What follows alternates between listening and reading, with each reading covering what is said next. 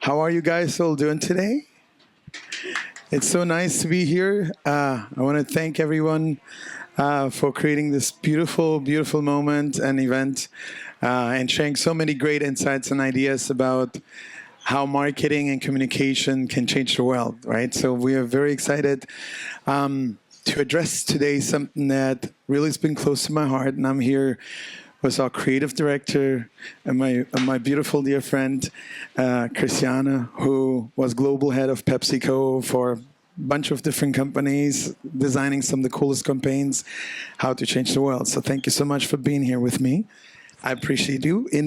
I'm going to stand up to speak about something that I cannot sit talking because it's a very important topic to my heart. But before I do, I would like to share a song with you that kind of started a completely internal movement around mental health to redefine the conversation about mental health. I performed it with David Guetta, Steve Aoki in Germany at Frankfurt Stadium. It was a special moment. It's kind of after that, I started receiving amazing downloads for 6 weeks about how we can change mental health globally, and we're going to share some of those ideas with you.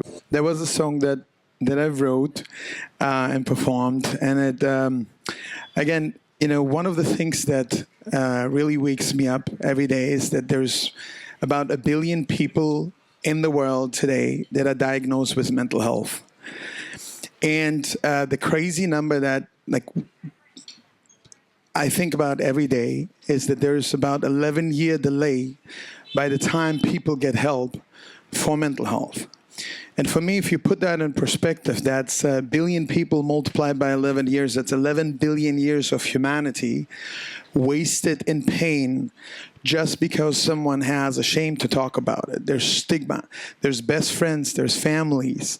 There's dads and moms and kids that are close to each other, but they cannot talk about it because they're ashamed about it. And this number costs every 40 seconds somebody a life, because when we go into the stage of really going through personal struggle, oftentimes we isolate, and it's a very lonely journey instead of opening up about it and getting help with people and friends that we know. And I was that kid that from 5 years old personally gone through a mental health journey. I was one of 9 kids. I had 7 sisters, 1 brother, beautiful parents. But I started somehow bullying myself since I was 5 years old. For whatever reason, PTA, as the ADHD, all those things that kind of plagued me. And for 15 years of my life, I was nice to everyone else, but not myself. And when I was 20 years old, I went through a difficult time of my life. I went through a deep depression. I was very suicidal. And the only reason I opened up to my father was because I thought, I'm going to be gone anyway, so he can know. Right? And when I opened up about it, it went from me against the world to me and my dad against the world. And it changed the game. And I realized at that point that it's so important that we create a new way of looking at mental health so that rather than hiding the pain, rather than isolating our journey, that we create an open conversation. And we have created a new global campaign that we would like to present to you. And we would like later on to ask your opinion, maybe engage in a conversation. I don't know if we got the song. If the song doesn't work, then let's just go to the deck. Don't worry about it. Yeah, so we put together a world-class team next year in May to do a global benefits festival for mental health. How many of you guys know Life 8 1985?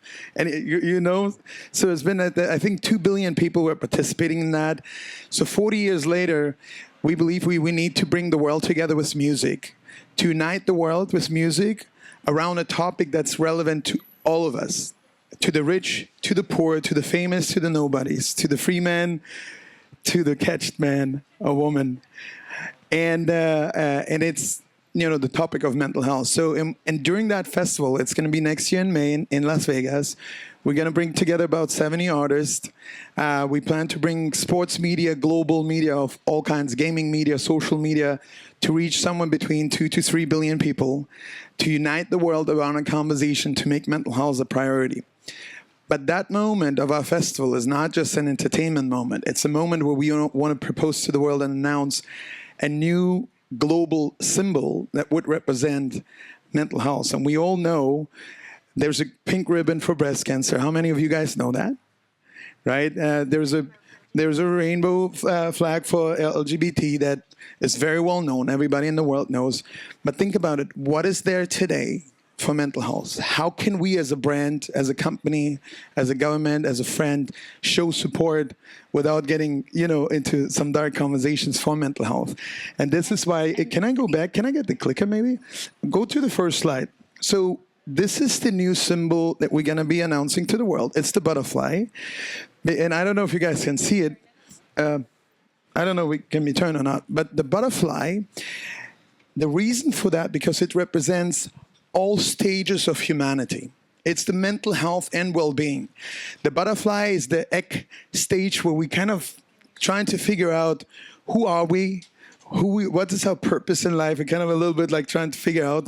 It's the caterpillar stage where it's the slow moments of life, maybe the ugly moments of life where we are. It's the cocoon stage, right? To where at the cocoon stage, maybe it's isolation, loneliness. It's a transformational stage in the butterfly itself. So we believe to integrate this butterfly as a symbol throughout the world through sports, entertainment, gaming, fashion, art, music, and have culture speak about it. And we, on top of that, the symbol has a very deep meaning, and we'll share some of this information, but it represents the brain, the infinity sign, the heart. But to that symbol, we created also a corresponding sign. And if we can go to the next slide, and that sign is basically when you put your hand on your heart, put your other hand around it, you feel it with love, and it's the butterfly, actually sign language butterfly sign. But it's a way to say, I see you. You're not alone. I got you. Hey, we're here with you together. Or even better, we go like, hey, when your wings are broken, we can make each other whole. We are here as friends, as someone that we love and care for each other. And this was my dad to me when I got through my difficult times. So we believe by creating like that corresponding symbol and a sign, we can create a massive moment for culture to engage with it. And then the next thing that we're working on is a global mental health month. Again, it doesn't exist in a way. There's a month for mental health in the United States for 75 years. And I ask you, how many of you heard about it and know when it is? Nobody, right? Because it was created, but culture never embraced it. So we're creating a month, and it's going to be the butterfly month for mental health. Eventually, just the butterfly months, just like we have the Pride months, we have, all the different months that stand for something. But this time, we will ask all humanity globally come together. We want to put that butterfly on every sports jersey around the world. We want the symbol of the butterfly be around in every sports teams when they score a goal. Imagine when you create the butterfly wave in stadiums, when it's like, things like this, which now not only give a correspondent sign and interaction, but it actually creates energy, right? When you have now kids and adults and they come together in the month of May, right, where we create that butterfly month and unite corporates together, where now Apple can put the butterfly on the iPhone, like the Red campaign, or Facebook, Snitch, or like all the social media platform, they can now put the butterfly every day during that butterfly month to say, hey, you matter, we see you.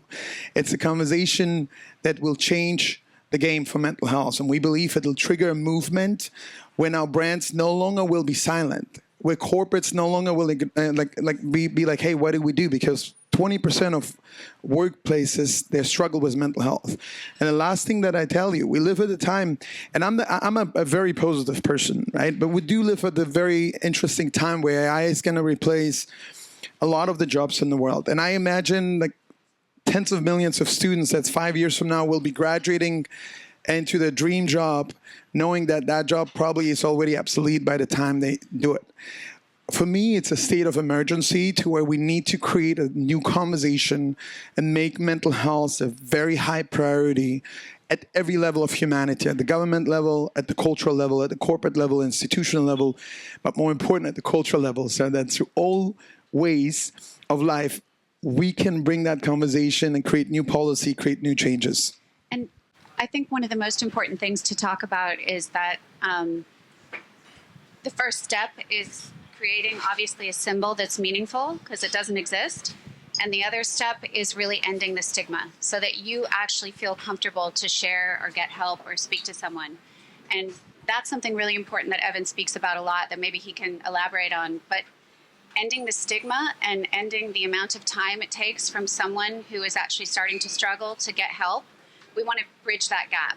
It needs to be a preventative, like early detection, almost not stage 4 cancer, but 1. So I think that's a really important thing in terms of the icon. Oh, is it not working? Can you hear me now?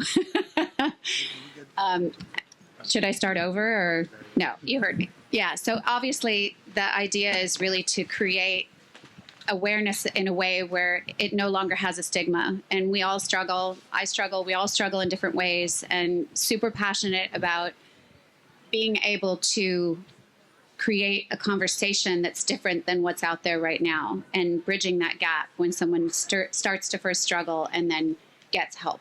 And I think that's a huge part of what Evan has really created and kicked off here. So it's super exciting. Well, I think the important part is how do we take a very stigmatized conversation and allow it to be a social conversation, right? When we go somewhere and we see somebody wearing the butterfly as a support for it, it's, hey, what's your story? Right? And we all have, hey, maybe it's because Selena Gomez told you, hey, wear it to support me, but maybe it's because someone you love is struggling through it, or maybe it's because you're struggling with it, right? Or you see somebody wearing the butterfly and you show them the hand support as a silent roar of, hey, I got you, I see you, and that level of conversation, because what I look at, and again, this number, and I want to put it one more time in perspective, it's 11 years delay on 1 billion people average by the time people get help. And it's not because there's lack of solutions. It's not because there's lack of therapists. It's because of one thing, it's shame.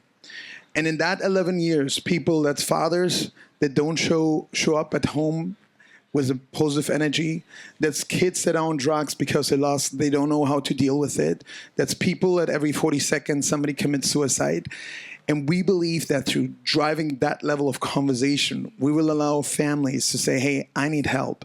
And at One Humanity, we believe that every kid, every human being on this planet has to have the courage and the right to say, I need help.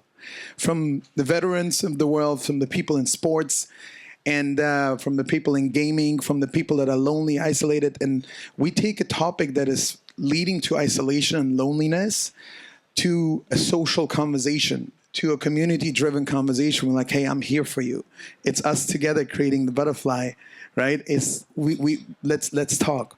So, and I would love to maybe open up any questions if you guys have. But we're very excited, to bring humanity together at this important intersection of timing, and see how can we together make a change for mental health. So we created 1,500 of the butterfly pins. They're limited amount of butterflies. We launched, we had a big launch event with about 1,000 people during Milken Institute Week in LA. We had Howie Mandel and Mario Lopez for the hosts. We had about 1,000 beautiful people come. So we created literally limited amount of people, of butterflies, pins for the people that truly want to be part of this journey. They will not be reprinted. So one day you'll be like, hey, I was there. I was part. We do have a few with us today. And yeah, but thank you for asking. I'll get you one. Yeah, that was a great question. Oh, so and this was the song that I wrote that started everything. So let's give it a try one more time.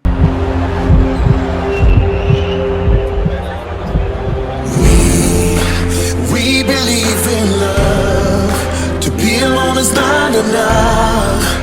We are strong together, and we always stand for peace. This is what the world needs. We belong together, and we believe in love. To be alone is not enough. We are strong together, and we always stand for peace. This is what the world needs. We belong together. I think it's fine. I appreciate you guys sharing it a little bit, but the song was a song for peace and love, that we belong together as a family. And I always said if aliens would attack the world tomorrow, we would all come together to defend the planet. And for me, mental health is that basically alien attacking all of us. I have a question for everyone. How many people here would actually raise their hand and say that they have any form of like struggle, negative self-talk, right? Any kind of form of what people are considering like difficulty, in their daily life with thoughts or feelings, emotions. And how many of you share that with other people? You tell everyone? Excellent. You're getting the pin, brother. Yeah, you're getting the pin, for sure. Hey, yeah. I'm sending you some butterfly love right there. I think the beautiful thing is that we all have something that we're struggling with. And I think this is a moment in time, especially with young people. I have 2 young daughters and sons, and so does our colleagues here. And we know what everyone is up against. The world is pretty crazy right now. And as many tools as we can have to help people is our goal. And this is a moment in time where we can really show up with this beautiful kind of momentum and icon, and all the people in sports and music and entertainment that we know have publicly started to talk about it. We want those ambassadors on board and those people who are really going to be able to show up in a way where we open this conversation and make people feel that they can go and get help and talk to anyone and have someone there to support them. The funds that will be raised, there's all kinds of incredible, technologies coming that are going to be available for people to get help. Programs that can be rolled out in a templatized fashion in all countries. This is an issue that is not like world peace or global warming. Everyone can agree on this. This is not something that people can, yes. Yes. Yeah, so that's a really great question. I do appreciate you asking. So we believe that when we trigger culture across sports, entertainment, music, art, film, and every aspect of culture to speak about it, and we launch this movement, that all of a sudden we take a conversation that's kind of somewhere hidden, right? Think about last month in May, we had a mental health month. How many brands talked about it? How many governments, television shows addressed that conversation?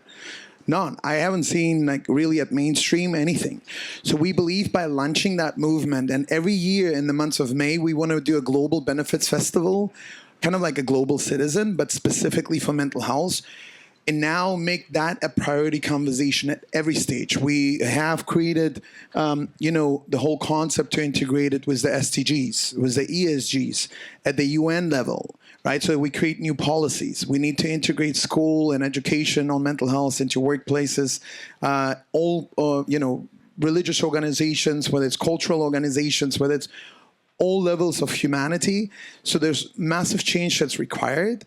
And with this one voice where we want to bring in all of us together, we believe that we will start that conversation. And we plan to host kind of a UN type of event. I don't know if you guys know COP28, to where we will be able to gather all the stakeholders together to one table to really drive those conversations as a high priority. We have plans for that. And we're excited for that. That answer your question? Excellent. Thank you so much.